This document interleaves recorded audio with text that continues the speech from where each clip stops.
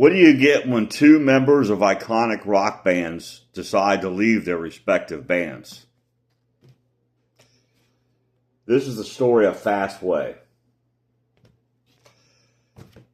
It's Vinyl Keith coming at you with another video here. Before I can get to the story, we got to go backtrack to 1982, early 1982.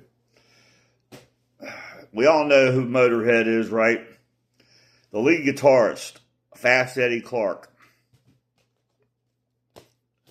was pressured into producing this album.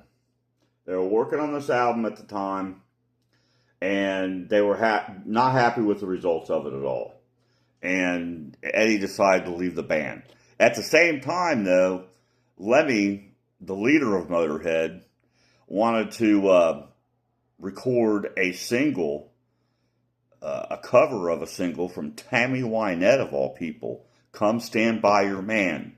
And he asked Eddie to play on the single. That was the last straw. That was about the same time as when they were doing this. Can you imagine how "Come Stand By Your Man" would have sounded by Motorhead with Wendy O. Williams of the Plasmatics? Holy crap. That would have been funny. Well, anyway, when Eddie left the band, he decided, he heard that Pete Way from UFO, this guy right here, Pete Way, he was the bass player for UFO, okay? He was wanting to leave UFO. So they decided to team up, okay? Now think about this. Fast, Eddie Clarke, Pete Way. That's how they came up with the name Fastway. That's pretty cool, huh? I love that checkered cover. It's pretty iconic. This album was a huge hit when I was a junior in high school. Everybody knows the song "Say What You Will," right? What a riff. Wow. Well, anyway, that song was all over the radio. And it's still played by classic rock stations today. Okay? Well, anyway, they wanted to team up. So they held rehearsals. Okay? And just for the rehearsals, they brought in a drummer from The Clash, of all people. Okay? The Clash. Topper Headon. Just rehearsals. That way they could, look for a singer and a permanent drummer. Well, they auditioned singers, and they came up with this young kid, Dave King, a total unknown. Fantastic voice. You've heard him on the song "Say What You Will." He sings like that on the whole album. He's fantastic. Okay?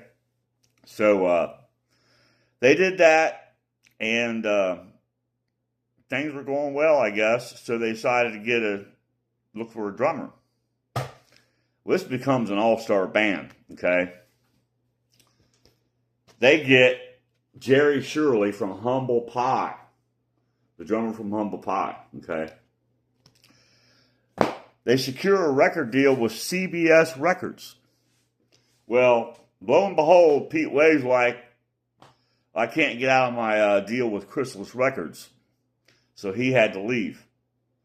So the Way part of Fastway is gone, but they kept the name. So, I don't know.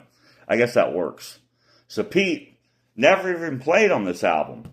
A lot of people think that Pete Way played on this album, but he did not. Okay? Did not.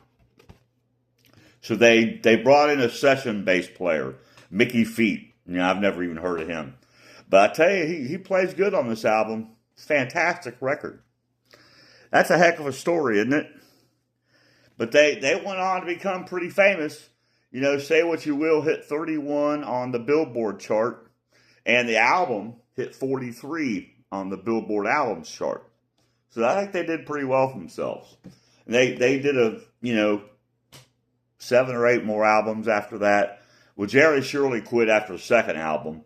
So the band started falling apart. But I think Eddie Clarke kept going with the band. But that's the story of Fastway, and that's all I got on that. Until the next time.